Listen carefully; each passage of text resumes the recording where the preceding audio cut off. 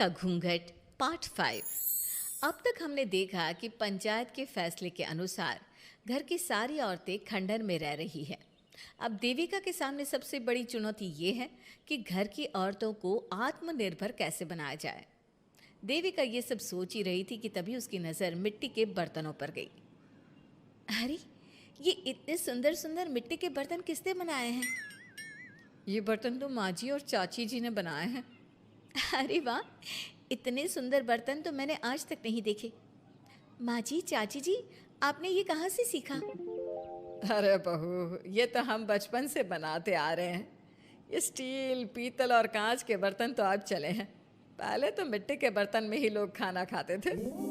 ठीक है, तो हम दोबारा से मिट्टी के बर्तनों में लोगों को खाना खाना सिखाएंगे।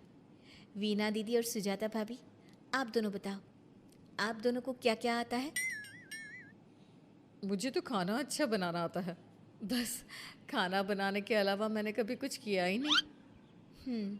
और वीना दीदी, आप बताओ, आपको क्या क्या आता है? पता नहीं, मैंने बचपन से यही सुना है कि लड़कियों को ये नहीं करना चाहिए, लड़कियों को वो नहीं करना चाहिए, इसलिए मैंने कभी कुछ किया ही नहीं।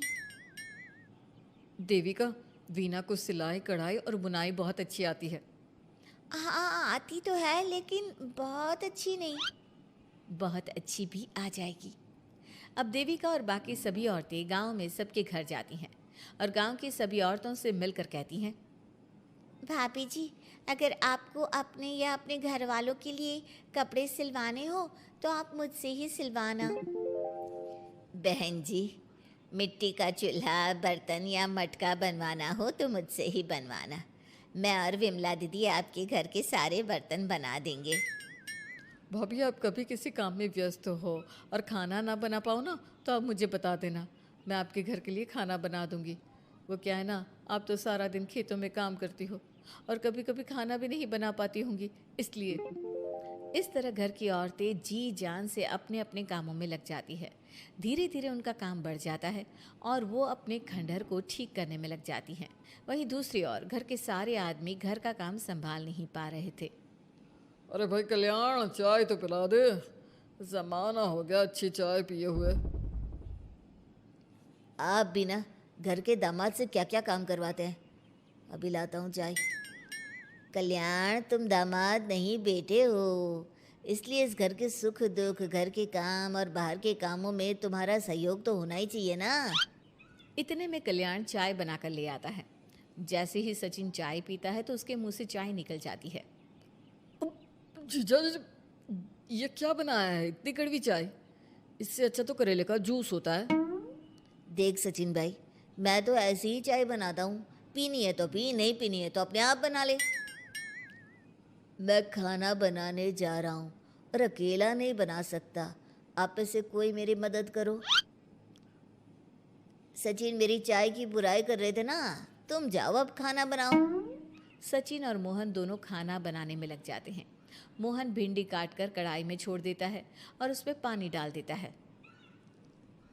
आपने भिंडी में पानी क्यों डाला? शायद पानी नहीं डलता, पता नहीं, लेकिन माँ ने कभी भिंडी में पानी नहीं डाला था। लेकिन बिना पानी के भिंडी बनेगी कैसे? मतलब गलेगी कैसे? बिना पानी के बनाएंगे तो चिपक नहीं जाएगी कढ़ाई से? पता नहीं, चलो देखते हैं कैसे बनती है भिंडी। भैया, कितने दिन हो गए ना अच्छा खाना खाए हुए। खाना तो सुजाता बनाती है, इतना मज़ेदार खाना कोई और बना ही नहीं पाता। सचिन और मोहन खाना तैयार करके ले आए। सभी आदमी खाना खाने लगे। खाना बना तो बहुत बुरा था, लेकिन किसी ने बिना कुछ कहे खाना खा लिया। तभी जोगिंदर ने कहा, घर की हालत कितनी बुरी हो रही है, जगह जगह जाले लगे हैं। 2 दिन से तो किसी ने झाड़ू भी नहीं लगाई घर की। हाँ, और घर में गंदे कपड़ों के ढेर लगे हैं। मेरे पास तो यह आखिरी कुर्ता ही बचा है पहनने के लिए। कल्याण, मोहन, तुम किसी नौकर को रख लो ना। हमने एक दो लोगों से बात की थी नौकर के लिए, लेकिन कोई घर में काम करने के लिए तैयार ही नहीं है। गांव के सभी लोग खेतों में ही मजदूरी कर रहे हैं। घर के सभी आदमी घर के काम में लगे रहते हैं, तो वो अपने खेतों पर भी ध्यान नहीं दे पाते और उन्हें हर महीने आर्थिक रूप से नुकसान उठाना पड़ता है। धीरे धीरे उनके घर की हालत खराब होने लगती है। एक दिन कल्याण सबसे कहता है, घर को तो औरत ही संभाल सकती है, हमारे बस का नहीं है घर संभालना। हमें किसी तरह से उस सब को वापस इस घर में लाना ही होगा। अरे कल्याण बेटा, पंचायत का फैसला था कि औरतें हमसे माफ़ी मांगे, लेकिन उन्होंने माफ़ी नहीं मांगी। अब हम उन्हें बुलाने गए तो उल्टा हमें ही अपनी अपनी पत्नियों से माफ़ी मांगनी पड़ेगी। हमें कोई ऐसा रास्ता निकालना होगा कि वो मजबूर हो जाए हमारे पास आने के लिए। बापू, उन सभी ने अपने अपने काम शुरू कर दिए हैं, क्यों ना हम सबके काम में नुकसान कर दे, इससे वो मजबूर हो जाएंगे हमारे पास आने के लिए। भैया, ये कैसी बात कर रहे हो? इससे वो मजबूर नहीं होंगी बल्कि और भी ज़्यादा गुस्सा हो जाएंगी। मैं तो बोल रहा हूँ शराफत से जाकर माफ़ी मांग लेते हैं। मुझे यकीन है कोई माफ़ करे ना करे, माँ तो ज़रूर हमें माफ़ कर देंगी। नहीं सचिन, अगर हमने माफ़ी मांगी तो ये सारी औरतें हमारे सर पर चढ़कर नाचेंगी। हमें इनके सामने छोटा नहीं होना है। मोहन, कल्याण, तुम दोनों आज से ही काम शुरू कर दो। बस फिर क्या था, घर के सभी आदमी लग गए काम पर। मोहन और कल्याण रात को खंडहर में पहुंचे और उन्होंने सारे मिट्टी के बर्तन तोड़ दिए। उसके बाद वीना ने जो कपड़े तैयार करके रखे थे वो सारे कपड़े उन्होंने फाड़ दिए। सुबह जब घर की औरतों ने ये सब देखा तो परेशान हो गई। अरे, ये सारे बर्तन किसने तोड़ दिए? माँ, किसी ने मेरे सिले हुए कपड़े ही फाड़ दिए। ये हरकत कौन कर सकता है? और कौन करेगा भाभी, ये सब उन आदमियों की हरकत है। जब किसी तरह से हमें झुका नहीं पाए तो हमारे काम बिगाड़कर हमें परेशान कर रहे हैं। सभी औरतें दुगनी तेजी से काम में लग गई। उन्होंने दिन रात मेहनत की और उस खंडहर को महल की तरह बना दिया। उनके काम की तारीफ सुनकर दूर दूर के गांव से लोग आने लगे और उनसे अपना काम करवाने लगे। एक दिन सभी औरतें बैठकर खाना खा रही थी, तभी विमला ने देविका से कहा, देविका, हम कभी सोच भी नहीं सकते थे कि हम अपनी मेहनत से अपने लिए इतना बड़ा और इतना अच्छा घर बना लेंगे। देविका बहू, आज हमें इस बात का एहसास हो रहा है कि हम तो सिर्फ सांस ले रहे थे, जीना तो हमें तुमने सिखाया है। मुझे तो अब भी यकीन नहीं हो रहा कि मेरे पति की पहचान के अलावा भी मेरी कोई पहचान है। गांव के सब लोग मुझे सिर्फ मोहन की पत्नी के रूप में जानते थे, लेकिन अब सारा गांव मुझे जानता है। देविका, मैं कुछ ही दिन में इस गांव में एक अच्छा सा होटल खोल लूँगी। और मैं एक बुटीक खोलूँगी। मैं यहाँ गांव की लड़कियों के लिए एक स्कूल खोलना चाहती हूँ, यही मेरा सपना है। सभी औरतें खाना खाकर सो जाती है। रात बहुत ज़्यादा हो गई है, लेकिन देविका को नींद नहीं आ रही थी। तभी उसे किसी के कदमों की आवाज़ सुनाई दी।